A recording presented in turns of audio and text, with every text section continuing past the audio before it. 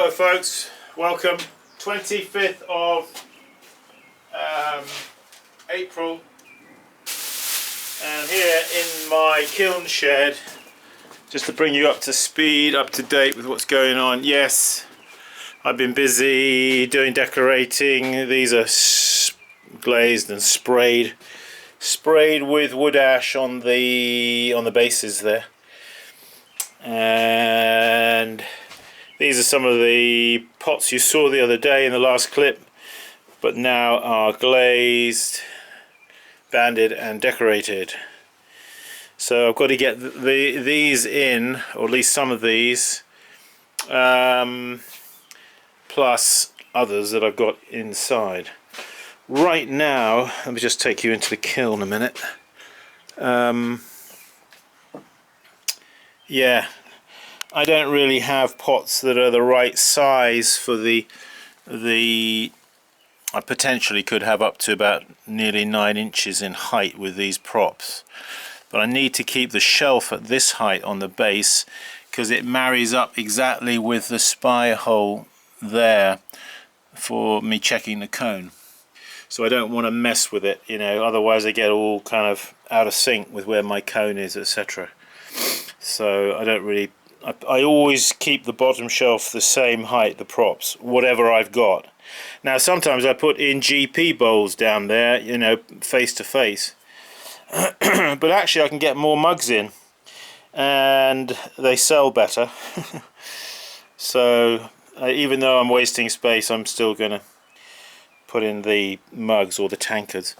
At the front part there, where I haven't yet got any pots, where I'm pointing down there and also over there, tends to be rather hot, and I sometimes get bloating on the bases of tankards that get situated there. So I'm trying something new in this firing, so join me for that. I'm just here at my bench, just making up some this is some wadding here. We call it wadding. It's basically china clay, kaolin, I should say, kaolin, and alumina hydrate, 50-50, mixed together, and then we make these little wads, you see, little round. So just making up some wads, because what we're going to do with these wads is put them on the underside of the pots to lift them up off of the shelf, so they're not sitting directly on the shelf. That will, I'll just move the camera over here a bit. I just want to show you this, you should see it. So we're going to take so the way I do this, maybe it's better like this, is take some Elmer's glue. I squidge some out here on the table, and take my mug, my tankard, and then I'm going to dip the wads in the Elmer's glue like that, okay, and just stick it there like that and like that.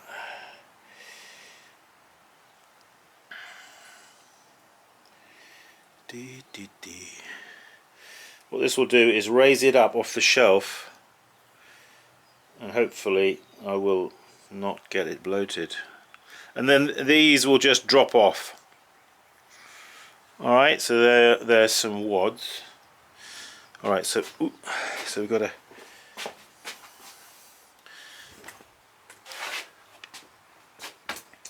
I don't think I can bring the camera into the kiln to show you, it's too complicated.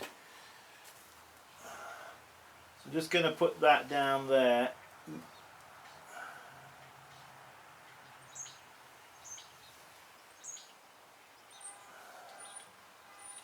Like that.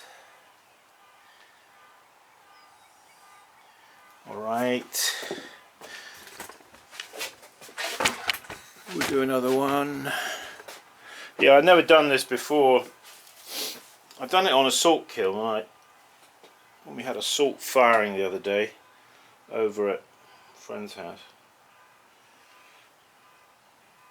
The Elmer's glue just helps the wads, because what you don't want is when you pick it up the wad to fall off and fall into a piece.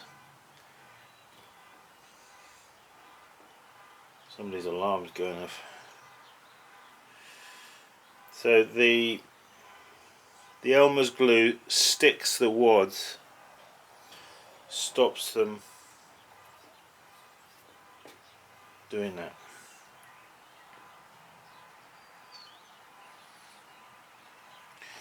Of course, people who do wood and salt firing, etc., have to do this all the time. What a pain that would be. Okay, so there they are, they're the wads.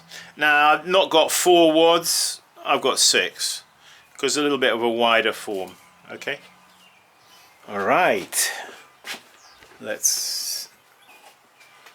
Sorry, you don't need to see me do this really, but I'll just swing the camera over, you know.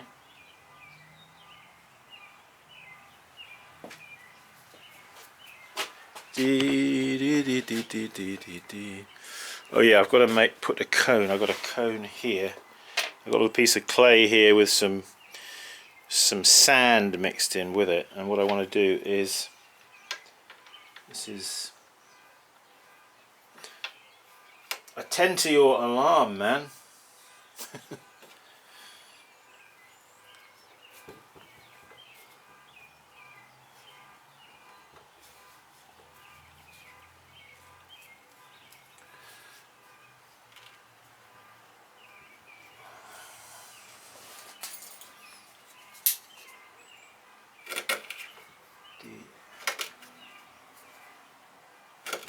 Beep, beep.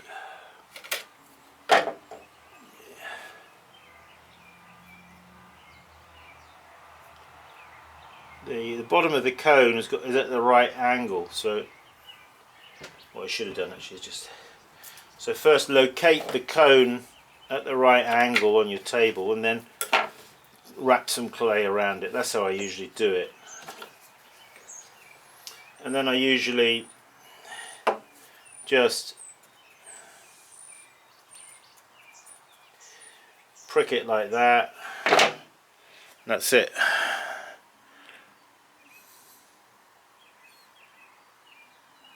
So that's the cone. Hang on, let's just take a look in the kiln a minute. Yeah, so I just put in these 2 here, got wads on them, and that one over there. The reason is, you see the burner, if you look down here, the burner goes in down there. So it comes, this is the chimney, just this side of the chimney, it comes like this. So the pots that are down on this side here, and over on the other side down on that side, they get rather hot, but especially at the front side down here, because that's where the flame is hitting the deflector bricks down underneath. I don't know if we can show you that. I've got a flashlight here, hang on. Come on.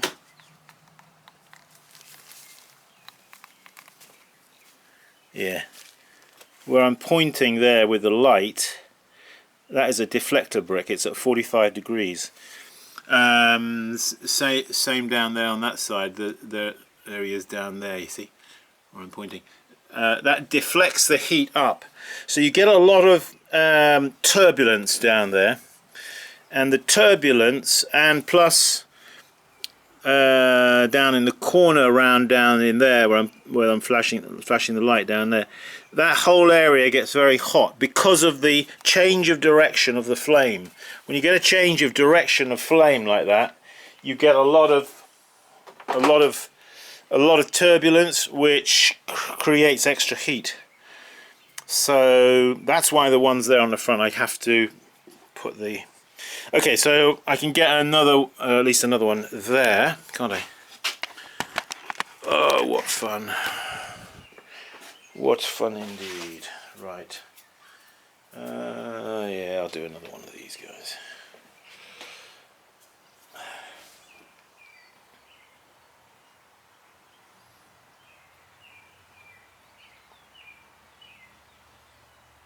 Where would we be without Elmer's glue? It's like baking soda, use it for everything, don't you?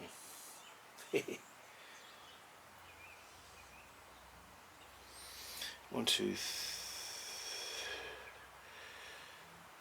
4, 5.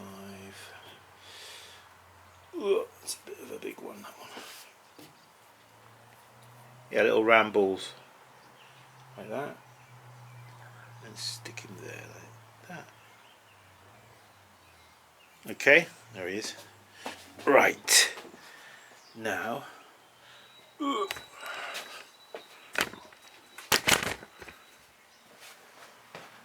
just stick it here so you know I'm still in the room.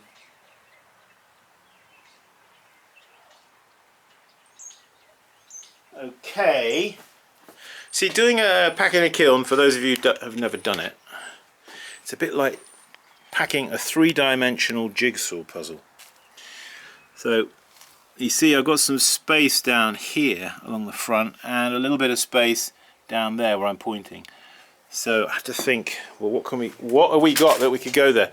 So again, that's hot. That's a hot place down there. I think put the camera back on the tripod. I think I've got to get a few more. Well, I've got 2 hands. I'm going to have to get some more of this wadding. The best as you're doing this, you need to prepare ahead the little lumps, you see.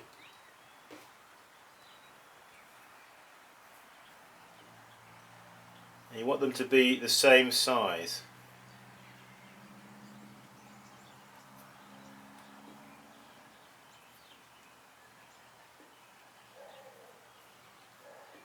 Dee, dee, dee, dee.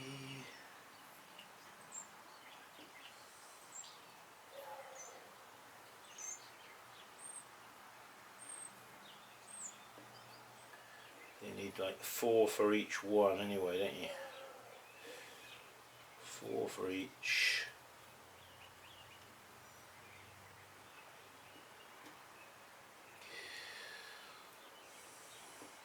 Okay, and some more Elmer's glue. Voila, right. Okay. I think it's going to have to be a bud vase. So a little bit of Elmer's glue, and maybe I should have done these a bit smaller for a bud vase.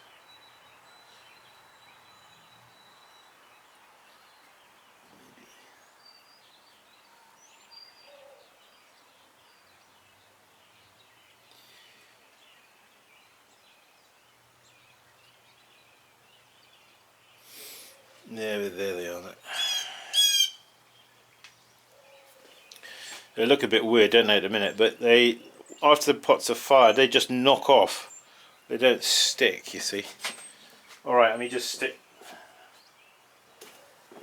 Find a spot for him.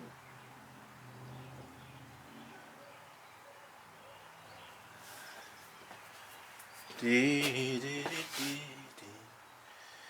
dee, dee, dee, dee.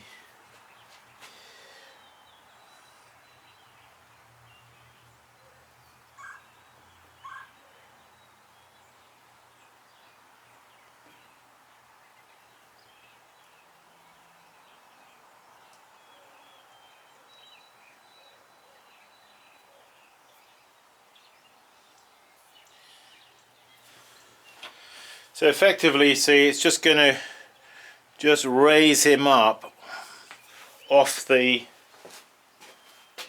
deck, so to speak.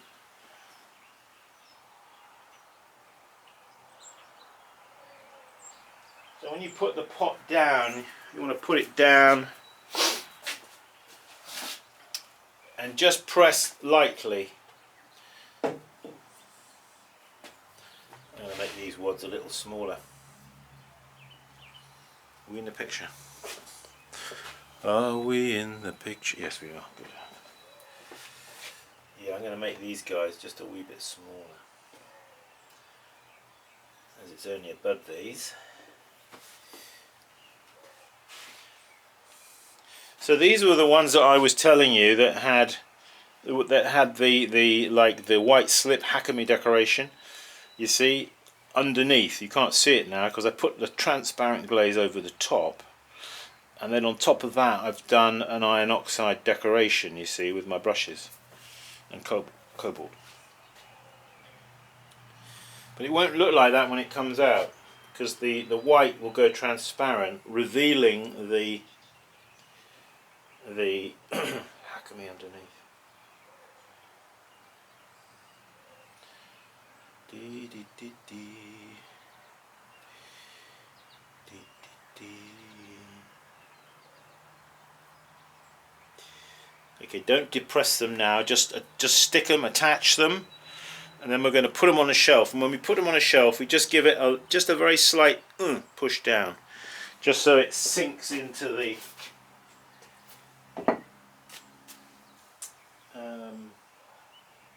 wads.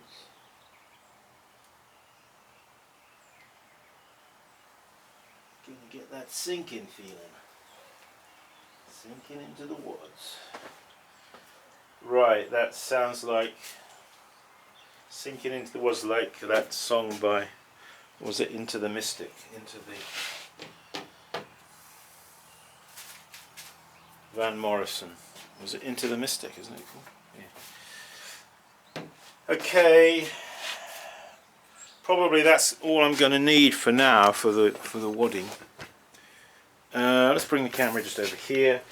What I'm going to do now, you may observe here over the side of the kiln, I got the plastic here. That's to protect the edge of the kiln as I lean over. And I just have a piece of plastic with these picnic table weights on the end. You see, I've got 4 of them. There's another one. So just hang that, you see, like that, and it just keeps it in place nicely. So as I lean over, it doesn't. Right, let's bring this. So what I've got to do now is see if I can get in as tight as possible. I've got to get a shelf. I've got my shelves down over there. I've got to get one of those shelves. Let's just get the shelf, and then what we're going to do is put it in. That's it. That's it's going to have to be. This kiln's got to be lit tonight. So you pick up a shelf off the floor. Make sure where it's sat on the floor, you clean the edge, okay, and give it a cursory glance. All right. Make sure there's no dust and dirt that's can fall off. Okay, sand and dirt as you pick it up, and then hover it over the kiln. All the bits of dirt fall down into the open mugs. All right, so just bear that in mind. Okay, we've got the 3 props. Okay, I'm leaning in. Whoa. I'm taking him down. You'll be very careful. Got to stop it, put him down onto the props. You see. There he is.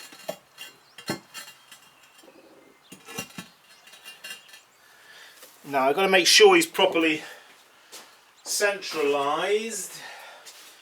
What I do, it should be 4 3/4 on each side. 4 3/4. He's too much gap. Just got to lift him up, put him back.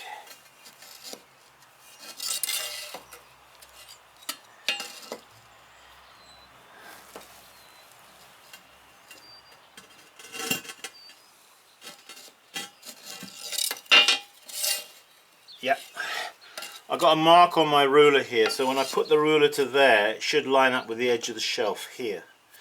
Same on the other side, you see. If I do that, then I know I've got him in the right spot. Alright. So what I'm going to do is put the cone right opposite the spy hole down there.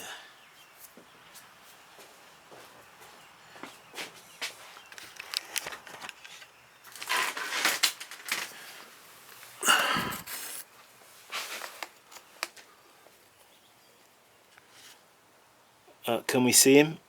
Ooh, there he is. You see, I've got to always make sure that you line up your cone with your spy hole properly. All right, when you're packing, and always a good idea. Put the cone in situ. You know what? I've got to the end of a firing, and I suddenly realise, oh my goodness, oh my goodness, I didn't put any. I forgot to put the cone in. Have you ever done that? Forgot to put the cone in? Alright, so I've got now this next shelf, I've got... Sorry, I know I'm moving the camera around a bit, folks, but you know, I have to do that because otherwise you're not going to see what I want you to see. So when you align the props, you put a shelf and then you align the props with the props that are underneath. Okay, that's very important, because if you don't,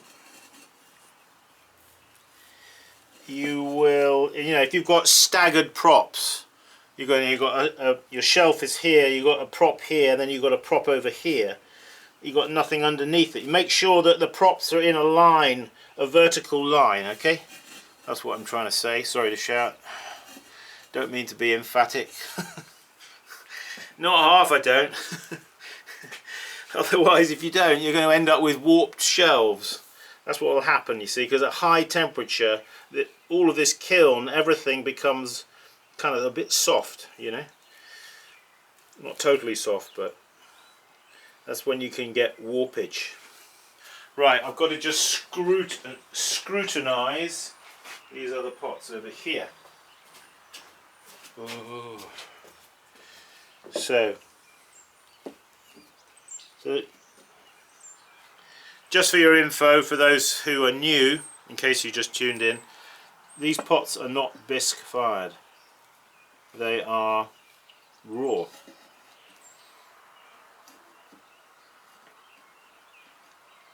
And when you're packing raw, you can pack them actually touching, because they've still got a lot of shrinkage and they'll pull away, you see.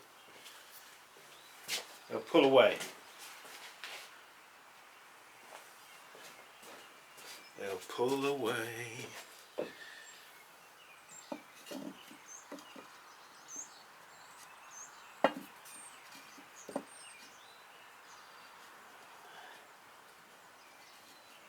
It's strange, isn't it? I think about, you know, I've been doing this for quite a while now, packing kilns and things, and I'm so used to, you know, pulling them back, so to speak, that I still mentally suffer, so to speak, because I'm thinking, oh, well, what, they're going to stick together, you know. But I have to keep telling myself, no, no, they're not. They ain't going to stick together. What are you talking about?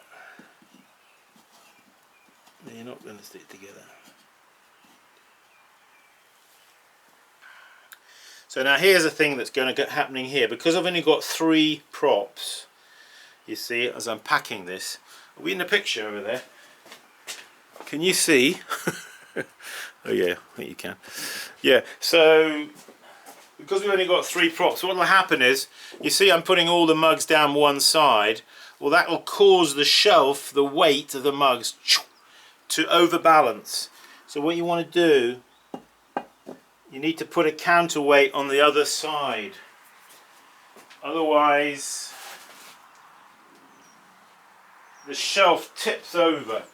It doesn't usually fall all the way over, but you can see the shelf, it's moving a bit, see? It's exactly what I was talking about. You see that? You see how it's... So what we could do is take this prop and put it out there for now. It'll kind of help to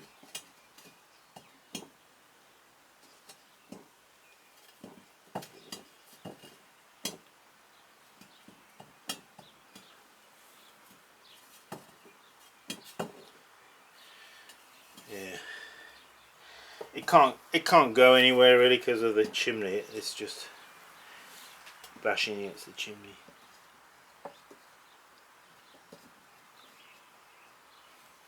For the moment, what we can do,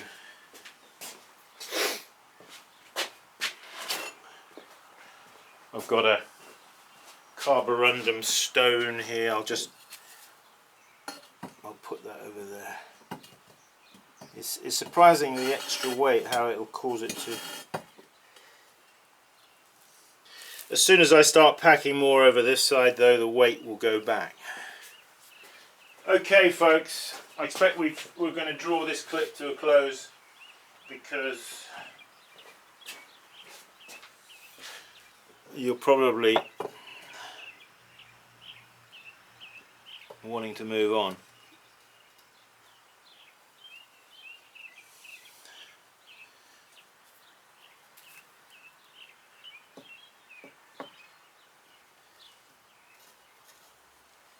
Sometimes you just got to sacrifice, you know, when you're packing a kiln, there'll be times when you can really make use of space well, and there'll be other times when you just cannot get everything, you cannot pack it so that it's, you know, you're looking at it and you're thinking, oh my gosh, there's wasted space around there, you know, and if you haven't got anything you can put in there, you just have to say, just kiss it goodbye, you know what I mean? Don't worry about it.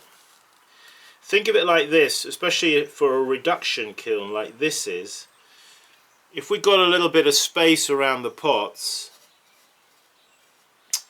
you're going to get a better firing result than if it's really tightly packed, because the atmosphere will be better for the reduction.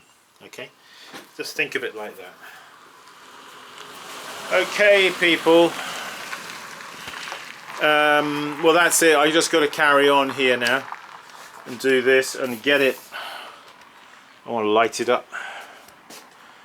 Light it up. I've still got more pots inside which I'm bringing out to put in. So, yeah, we'll be firing this tomorrow. I'll do it. I'll do a clip about firing it. Okay. People ask me about firing the kiln. Yes, we have a workshop on Saturday and Sunday, and so yeah, still some space. Any last minuters? Thanks for joining us folks, thanks for tuning in. SimonLeachPottery.com is the website. Go there and get details of workshop dates, and otherwise keep practicing as always, and I'll see you around. Bye for now.